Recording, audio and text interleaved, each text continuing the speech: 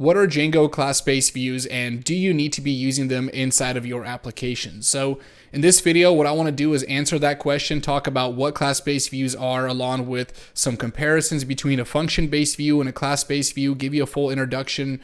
And I also want to talk about an application that we're going to build out in a video after this that's actually going to utilize class-based views. So let's go ahead and show you that demo really quick. So I'm just going to move my face out of here. So we'll just move myself to the bottom right here. Let's put myself in a little circle and let's go ahead and check this out. So this video is actually going to be based off of an article that I just wrote up on my website. That's going to be linked in the video description. I'll also link up the next video once that's finally out, and that's going to be a to-do list application. So let's go ahead and open that up. And after this, what I recommend you do is actually try building out this application here. So what this is a to-do list application.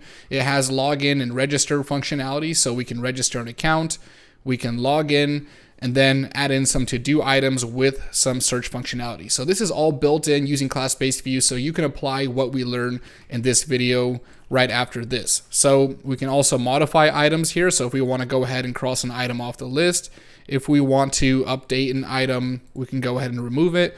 So this is going to be the live example that you should test out. So let's go ahead and go back to this article. And what I'm going to do is zoom in. I'll follow this, but if you want to follow along with this video, you can go ahead and pull this up, and I'll try to zoom in as much as possible here. So if you watch any of my tutorials, you'll probably notice that I use function-based views, at least more of my beginner tutorials, and I try to stay away from class-based views, and there's a specific reason to that. So a quick disclaimer, I think class-based views are great. I do use them in my own applications. I just prefer function-based views in tutorials because I want beginners to focus on the code. A lot of people get caught up on the details of class-based views because they do have more of a learning curve, so it takes a little bit more to figure out how they work, what to do with them outside of maybe basic functionality like create, update, delete, and read. So I try to make sure to keep things simple. So function-based views are a little bit more explicit. You can understand exactly what's going on line by line. All of our code is written out for us, and that's why I stick to them. So I just wanted to make that disclaimer, and this isn't a comparison video in the sense of why I don't use class-based views and why I don't think they are good, because I do think they are good. So class-based views are very powerful, and I think every single Django beginner should learn them. I think there is some context to where you should learn them or when you should start applying them, but I think a good overall objective overview and when you should actually apply them would be why you actually are using Django in the first place. So if you're trying to apply for a job, there's a good chance that any company that you apply for is going to be using class-based views. So very early on, if you're trying to just get a job, after learning the basics, I would recommend learning class-based views. Now, if you're trying to enhance your application a little bit, that's where class-based views come in, but only after you understand the basics and can already apply them. But if you're working on an application by yourself, it's going to be, you really have the full flexibility of doing everything the way that you want it if no one else sees your code. So in that case, you can stick to whatever you want. So in this article, I want to break down a few questions along with give you some examples and comparisons. So some of the common questions that I get asked about class-based views are these. So do class-based views replace function-based views? Should I use function-based views and class-based views together? And can I use them together? And should I even learn class-based views, and what are the benefits? So we want to answer those. So before we get started, there are a lot of valuable resources for this, and I want to link those up because with any video or any article or book that you read, they're going to give you an overview, and there are some articles or books that can go more in depth, but I think the best resource once you start applying them, something that you can use almost as your Django Bible for class-based views, is the documentation itself, along with the Django source code on GitHub and another website that I really like here. So let's open these up. So the first one is the Django documentation. Use this. This is where you can understand all the views. These are built-in views. You can see how they're constructed. So if we go to the list view, for example, we can see all of the methods the view has, some examples here. and links to more information about this. So we can go to any one of these methods, see what it does, a description about it. And this is something that I still have to reference all the time. A lot of people that know Django very well still have to reference the documentation because there's just so much to learn. So utilize that, and I want to make sure that's linked up for you. Now, the source code to Django itself, this is great because we can find any one of these views. Let's go ahead and find, let's just do an edit view. We'll go to edit here, and let's just say we want to look for the update view. So this is a built-in view. Let's say update view right here. So we can see the view, and we can see exactly how it's constructed. So we can see that this is a class. We have a mixin that goes in here, which we'll cover, and it inherits from the base update view. So this doesn't tell us too much. Well, we can go to any one of these views. So let's actually zoom in here. We can go to any one of these. So I can go to the base update view. That should link me up here. So I can go here, and this will take me to that part, and I can see all the methods. Okay, the base update view inherits from model form, process, form view, and here are the methods to it. So the reason why I'm saying this, or why I'm linking that up, is because to actually understand it, you want to understand how these views are constructed. So you want to look into that, get some more information about it, and use that. Now, the last example is actually not the documentation itself. This is a website that separates the views into their general category, and that separates it by authentication views, general detail views, edit, and list views. And we can go to any one of these views. So we'll go to, let's say, our list view. And just like the documentation, it also gives us more information. Now, I like this website a lot because I feel like the way they organized it with a description showing you all the, I guess, the parents or ancestors as they list it. We can see everything that goes into this view along with all the attributes and methods. So we can see that the list view contains all of these attributes. These are attributes that you'll need to reference later, and then all of the methods. So I just wanted to get that out of the way. That's something that you should be referencing, and let's go ahead and get started with this. So what are class-based views? So in short, class-based views are simply Django views written as Python classes. Now, at the end of the day, every single view is still a function, but this is encapsulated now inside of a class, and we're able to utilize things like inheritance. We're able to do multiple object inheritance. We can also write more reusable code. So this is listed out in my article. I should probably follow that. So we can utilize inheritance. We can also write reusable code and follow the dry method, which stands for don't repeat yourself. That means that we can extend a view. We can reuse a lot of our code by just adding it in as a parent element. So we'll see some examples of that in a minute here. At the same time, we have built-in methods, and views eliminate a lot of cases that we use over and over again. So by creating a simple object, listing out some data, or getting a simple piece of information, Django already has built-in views for us that we can utilize, so we're not having to repeat ourselves a lot here. So there's a reason why we use things like frameworks and libraries, because we don't want to have to write every single bit of code by ourselves. And that's kind of what starts happening with function-based views, is that we're starting to write every bit of code when there are already methods that we can use. So built-in class-based views take care of that for us and eliminate redundancies and make for easier views here. So we can also separate our code by HTTP methods. So for example, when you have a function-based view, any kind of method that you sent, whether it's a post, put, get, delete method, any type of HTTP request that you send to that view has to be processed inside of that individual view. And that means that we're having to write conditional logic. So if we send a post request, we have to write a condition, find it, and then perform some behavior. And Django separates this for us by certain methods. So we have our class, but then that class has a list of functions, and those are going to be a get function, a post function. And this is where we can write code in the individual functions rather than putting that all inside of one main function. So we get to separate our code. We'll check out some examples. So Django didn't always have class-based views. So I believe it was till 1.3 or maybe it's 1.9. Up until that point, Django used to just have function-based views. And there were some ways of extending code. Django tried to add in some, basically added in some features to where we can extend our functions, but functions are pretty limited and classes have a lot more flexibility and a lot more we can do with it because it's an entire object.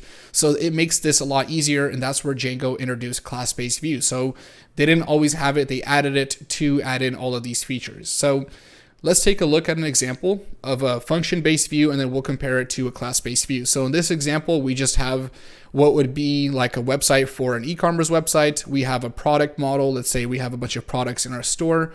So we have that model, we have the render method, and we create our simple view. So we create a function, we call it product list, and we query all the products in the database. Let's say this is for our home page where we just want to display those. We create the context dictionary, we pass that in, and I need to fix that. That / isn't supposed to be there, so I'll get rid of that. So we create our context dictionary and we return a template with the context dictionary. So that's it. That's a pretty simple view. Could be written as a function, doesn't take too much to do. So inside of our urls.py file, we just trigger that function after we import our views file, and that's it. So now the same view written as a class, and this is going to be, the example here is with a built-in class-based view. So the view that we're going to utilize is going to be the list view. So this is a view built in with Django, and this view is in charge of returning back a query set and a template. It's supposed to make for what we just did here a lot simpler. Now we can customize these views. We'll get into that in a little bit, but in this case, we write a simple view now, and instead of a function like we did up here, we just write that as a class, and I just call that product list, and we inherit from list view. So that means we have all the methods and attributes and the functionality that the list view has. So we add that in here. Now list view at a bare minimum either needs a model or a query set. So what this view is going to do is when we specify the model, that's one of the attributes here, it's going to go ahead and query all the products from that products table, at least all the ones that we can query, and it's going to return a template. Now we didn't specify a template name. All that was taken care of under the hood. It's sort of like magic, and that's already done for us. And we'll get into how to customize that and how that actually works here. So inside of our urls.py file, there is one thing that's going to be a little bit different here. So in this case, when we import our views, this is not a function anymore because it's a class. We have to trigger the asView method, and we have this method because it inherits from listView, which inherits from a set of views, and asView is what needs to be called so our URL resolver can find a function, because it only takes in functions and not classes. So asView will take in the HTTP method, and it's going to trigger the function that correlates to that. So we'll also take a look at that in the documentation and see how it triggers that. So that's the asView method. It helps us trigger it as a function. It finds the corresponding function and it just makes it happen. So class-based views, the thing about these is it makes our code a little bit simpler, but there's a lot of magic underneath the hood, and this is where it makes things simpler but can be very confusing for beginners. So in this case, this is where it really helps to understand exactly what's going on. So for our list view, underneath the hood, we query the database, we passed in some data into our context dictionary, and we returned a template. We can't see how all that's done right here. That's just kind of done magically. So that's all because of its parent elements, and that just kind of happens.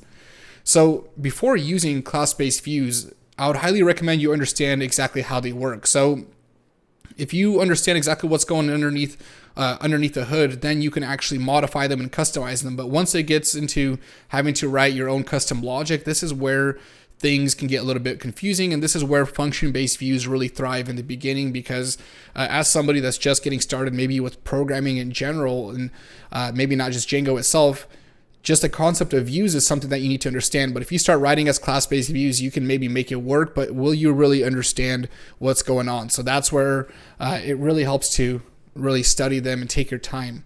So class-based views, I mentioned this earlier, they separate our code by HTTP methods. So I just want to demonstrate that here. And in this case, what I'm going to do is send a post request to the same view. So we have the same view, we get the query set for all of our products, we pass in the context dictionary, and we render that template. Now, in this case, if we were to send a post request, let's say that at the top of our page, we just have a button that says add a product, and we just create a product with some default settings. We're not actually sending post data. We just want to create a product. So in this case, that condition is written into our view. So we check the request method. So we go ahead and write if request is if the request.method is post, go ahead and perform this action. If it's a get, in that case, by default, it's a get request, render out all of my products for me. So all of that has to be written into the view. Now, with a class-based view, in this case, this is kind of a different example, I guess. We might write this differently in a real-world example, but just to show you what's going on here, there are already built-in methods. So the post method is not a method that we're necessarily adding to this view. It's something that's already there, but in this case, I want to override the method. So in this case, when we send a post request, the view has a get request on the first request. We can't see it, but it triggers that. So it sees a get request and it only triggers that function. That's what that asView method does for us. Now, if we send a post request, we just say, okay, let's write in this method, let's override it, let's create a product. We're not having to write this condition and check it because we send a post request to one function and a get request to another, which we can't see. So that's how it separates it, and it makes our code a lot easier and cleaner because we're not having to write that logic. We're not having to write the logic inside of that function. We're not having to check our conditions. It just knows this is a post request, this is a get request, separate these two. So that's something that I personally really like about class-based views. So to summarize what class-based views are, they're just a cleaner way of writing our views as classes, and they add in a lot of functionality, whether that's built in or the ability to build in our own functionality. It makes our views a lot more powerful. So do Django class-based views replace function-based views? So the answer to this is no. It's just a different way of doing the same thing. In theory, you can still accomplish the same task, but one is going to require you to write a little bit more code. This is the example of, like, if you wanted to build out a website with just Python and no framework, you can still do it, but why not utilize the power of what Django gives us? They give us all these methods and functionalities. So that's what class-based views do. They just give us a little bit more functionality, or a lot more functionality. So you can absolutely use them together. That was one of the questions. Can you use a class-based view and a function-based view together? Yes, in your views.py file, you can write a class-based view and a function-based view right after, and I still do that when I have a view that is simple and doesn't require a class-based view. It's a simple action that I don't really need to make reusable. I'll just use a function-based view, and then if I feel like a class-based view can make my code better, I'll write that as a class. So we can absolutely reuse them, and you can use them together, and at the same time, no, they don't necessarily replace each other. They're just different ways of doing that. So should I be using class-based views instead of function-based views? So the answer to this is going to be completely up to you. So it's 100% up to you. A lot of companies, a lot of more corporate structures or organizations that are following best practices do use class-based views. So it's something that's more common practice, but it's going to be up to you and how you want to write your code. So if you want to write clean and efficient code, in theory, class-based views are going to be the best option because they are more opinionated and they force you to do things the right way and they kind of clean things up for you. But at the same time, the problem with this statement is the fact that sometimes you may make your code less efficient and it may be harder if you don't fully understand what's going on. It can slow down your progress.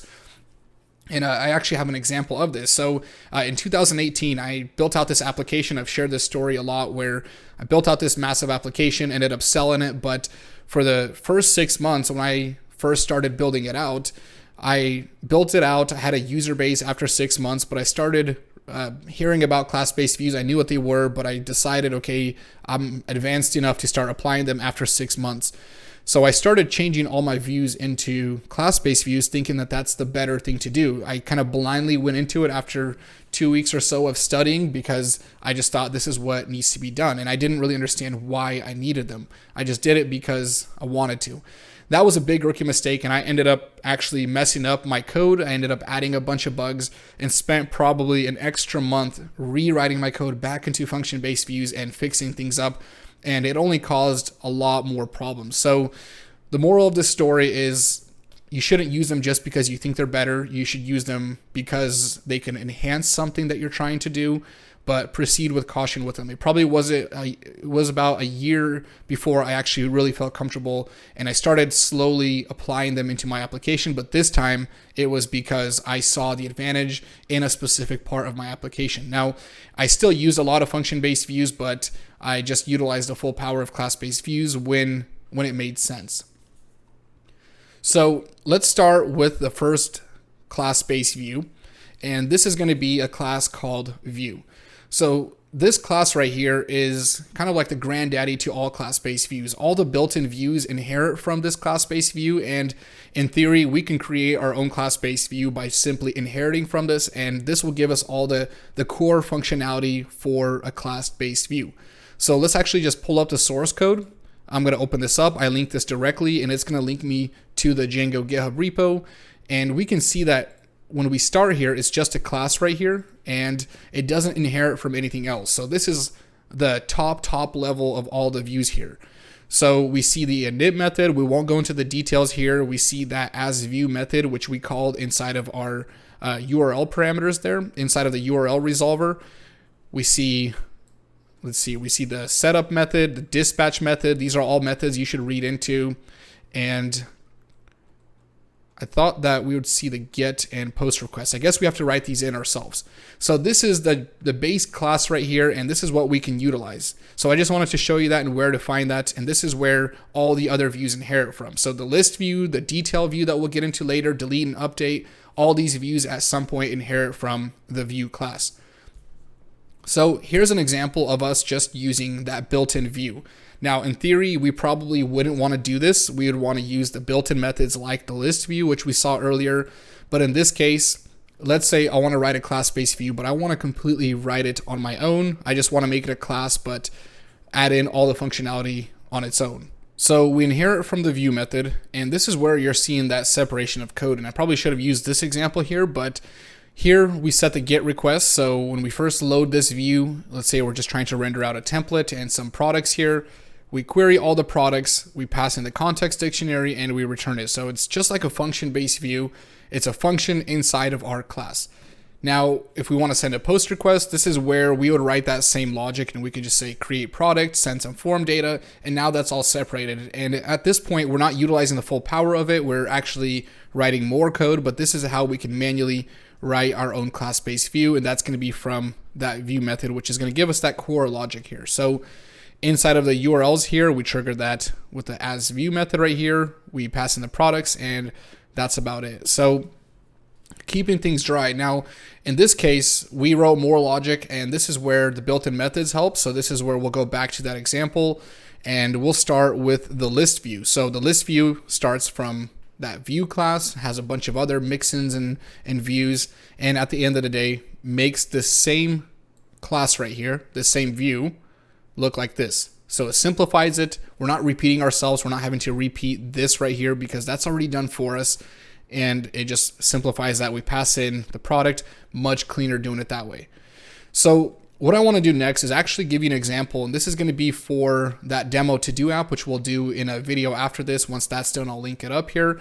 And I want to write a combination of views here and go into that. Now, these aren't going to be so customized. I just want to give you the functionality to first list out our products. So we'll be able to list out all of our tasks right here. We want to write in a single view to click on one of these products and view it. Then we want to be able to create an item. So add in that functionality, update an item. So when we go to one of these, we want to modify it, and then the ability to delete an item. So we'll write 5 different views to modify, or 5 different views to perform 5 different actions. So in our application, this is what the views should look like here. So we first have to import all of our views.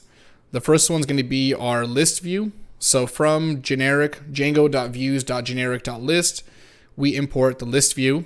Then we import the detail view from generic.detail. And then from generic.edit, we have create view, update, and delete view. So we import all of our models. In this case, we have a model named task. That's for our to-do list item. These are different tasks on our list. And we also have a reverse lazy function to redirect a user. So in our task list, we start with our list view. We've done this before, except for we're not doing products now. We just list out all of our tasks. So we don't have any search functionality or anything like that, but we can just list those out. Now for our detail, the detail view takes in the ID from the URL parameter or a slug field, and I'll show you how to customize that. And we simply inherit from detail view, which we imported. We pass in a model, and when we trigger this, the model or the view already knows how to get a product, the product details, how to render a template, and pull up that information. Now for our task create view, so the create view right here, we import or we inherit from the create view with our task create class-based view right here. We specify the model. We've seen that. That's a consistent thing that we have to do. And in this case, the create view actually uses model forms. So it has a model form already built into it. So in this case, we can use our own, and I'll show you how to do that. But we are just going to specify the fields. And when we render out our template, we can just use the default form that it gives us. And just like magic, we have a template with a form with all the fields that we specified. We could also specify all the fields here too. Then we also set up our success URL, and we want to redirect back to our tasks once a certain task is created. So that's our create view. Now for our update view, it also uses a model form. So it's very similar to our create view, our update view right here. We give it the model. In this case, it finds the specific model by its ID, just like detail view does. We specify the fields, and we give it a redirect URL. And then delete view also gets a model by the ID, just like detail and update view. And in this case, we actually redirect a user after deleting it. So it takes in a GET request to render a template like a confirmation. So if we go back here, we can go to one of these. Let's go ahead and remove this. It pulls up this delete page right here, or this confirmation. We delete it and it redirects us. So these are our 5 views, and this is how we can use some of the built-in views and probably some of the most common views as far as class-based views along with authentication views. So with these, we import all of the views here. Inside of our URLs, we import each view that we created. So task list, detail, create, update, and delete. And we pass all of those in with the as view method. So pretty standard here. We're just changing up how we use that inside of our URLs, and that's about it. So these are created to make the basic functionality easier for us. Django already knows that creating, listing out, and deleting items are a very common practice, something that people do a lot, so they created views for us. So to understand how class-based views work, we want to understand how they are constructed. So Django class-based views are simply a collection of mixins and other views. So there's a lot of inheriting going on, and a combined set of mixin and views create every single view to give it its functionality. So if you don't understand what a mixin is, this isn't a Django or a Python thing. This is used in many different languages. A mixin is simply a class that is designed to provide a certain level of functionality, and it's supposed to do one specific thing. So if we see that we do something over and over again, we can create a specific mixin and utilize that inside of a class, and that'll give us a specific action that we can perform. So it just extends our classes. So that was my poor explanation of what a mixin is. So we use mixins and classes to create a certain view. So if we look at our list view, let's start here. We can see that our list view starts by inheriting from multiple object template response mixin, which gives us some functionality, and then it also inherits from the base list view. So these two views give the list view its functionality. So this is what creates the list view. Now, these mixins and views also inherit from other mixins and views. So if we go down here, we can see that we inherit from one mixin directly, or one mixin and one view directly. So the first level. But altogether, we have 6 different mixins and views, and those are listed out right here. So we have the base list view, multiple object mixin, content mixin, that view class, because every single view inherits from that view class that we referenced.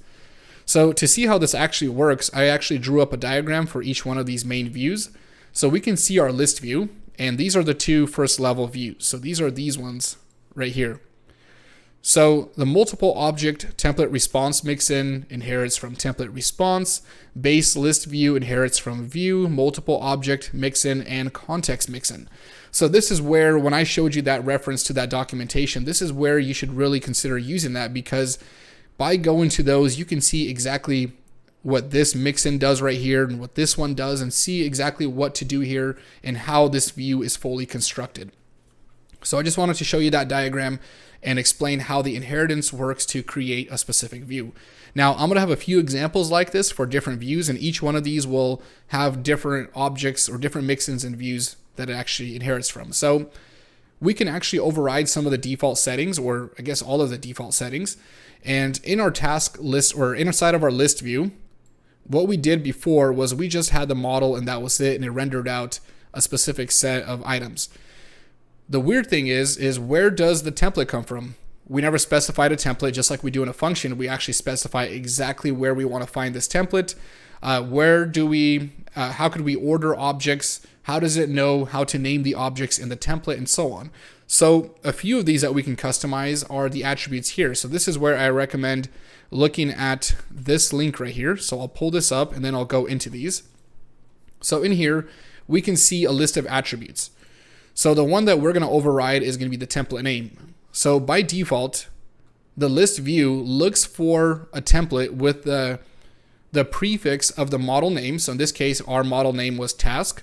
So the prefix is the model name and the suffix is _ list.html. So if we don't specify it, Django by default, or the list view by default, is going to look for this template, task list.html. Now, if our model was product, it would look for a template called product _ list.html. Wow, it blinked out there. So we can override that. Let's say we just wanted to call that tasks. So we can just specify the template name, and there we go. We simply override that. Now, in the template, how do we reference the actual objects? How do we reference that query set? Well, by default, that is called object list. So if we wanted to loop through a list of products, we would have to do something like for product inside, or for product in object list, go ahead and do this, render out these products here. Well, I don't like that name because it's not really user friendly. If I'm working with somebody, they might not know what that is. So let's say I wanted to rename that to products, or in this case, tasks. So I wanted to do for task inside of tasks. In this case, I can just say context object name, set that to task, and now it's not object list, but it's tasks, or we could call that tasks list. So that's an example of overriding a few things. We also have built-in pagination and ordering. All we have to do is specify those, and like magic, all of that's done for us. So I linked up all of the attributes, or all of the documentation and source code for the specific view. So this is for a list view. If we go to detail view, I already kind of covered what this is. In this case, we see the mixin and the view that it inherits from, and the detail view by default. Here is all the mixins and views. Here is the overall flow for the detail view, and this is what comprises or builds the detail view for us. So overriding the default values, the template name by default, it looks for the prefix of the model name. So it looks for task, and then it looks for _ detail.html. So if I want to customize that, I just go ahead and set the template name. We've done this. The context object name by default is just going to be called object in the template, so we can override that, and I want to call it just task. So I want to reference it by that instead of just object. Now, detail view also looks for the ID inside of the URL, and by default, this should be called PK. So if I want to change that, I can actually set the PK _ URL keyword argument, and we'll just call that custom PK for whatever reason. Some people might want to call that ID, but in this case, I like to leave it. But this is how we can override that, and all of the links to detail view. So then we just have our create view. We see all of the inheritance. There's a little bit more because it requires a little bit more functionality. We also have, oh, and by the way, so the prefix to this is going to be the model name, and then the suffix is going to be _ form.html. So it's the same for our update view too. It also looks for the same template. Now in this case, remember when we specified our fields? So in this example, we added in the title, description. So these are all the fields to that default model form.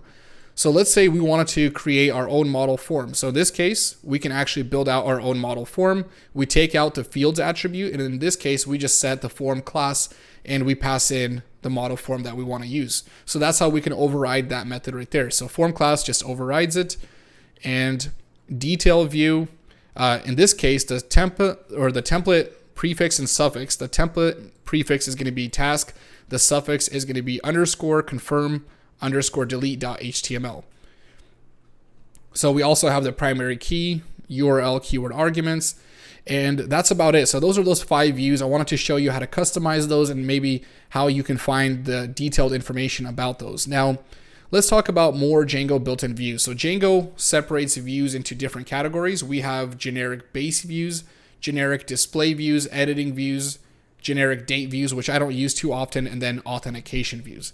So it separates things into these categories, and we actually have these listed out. So if we look at authentication views, we see the login view, logout view, password reset views right here. I really like using these. Even when I use function-based views, I like to use the password reset views because that's a lot of functionality we'd have to build in by ourselves. So I really like just using the built-in methods. So we have the authentication views, the base views right here, which is the template view, that view class and redirect view, and then list view, detail, edit, and all of our update views. So create, delete, form view, and update view. And we won't go into detail view. So take the time to study the links that I provided. An article can only give you so much. I'd recommend practicing and studying the views and really looking into it. So the conclusion here is that Django class-based views are very powerful, but they do take some time to learn. So for me, it took me almost a year to really start utilizing the power, but I was also in the field right away, so I really didn't have the time to study them. It could be, it'll probably take you a lot faster than that, but the point is that you should understand what you're doing before you start applying them, or at least how to customize them and how to override certain methods. So one thing about this is I feel like the more you stick to Django, the more likely you are to use class-based views. Once you start trying them out, you'll really start seeing what you're missing and the power in them. So I hope this video helps. Definitely check out the article and look forward to the to-do list application that uses the class-based views.